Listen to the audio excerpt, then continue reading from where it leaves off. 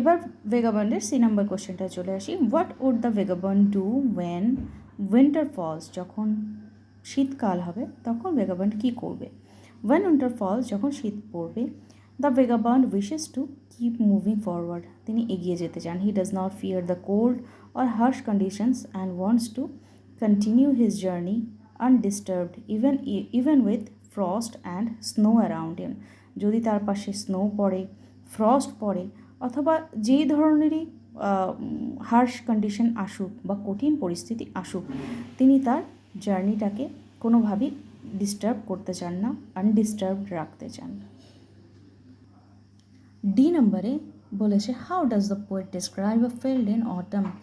অটামের ফিল্ডকে বা শরৎকালের মাঠকে পোয়েট এখানটা কীভাবে ডিসক্রাইব করেছে? The poet describes a field in autumn as being rich and red leaves and ripe fruits. তিনি বলেছেন যে অটামের যে ফিল্ড আছে সেটা রাইপ ফ্রুটস দিয়ে ভর্তি থাকে আর রেড লিভস দিয়ে।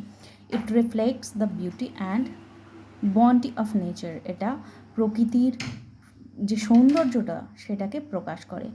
Which the vagabond enjoys and appreciates during the his travel, তার যাত্রার সময় তিনি এগুলোকে খুব এনজয় করেন।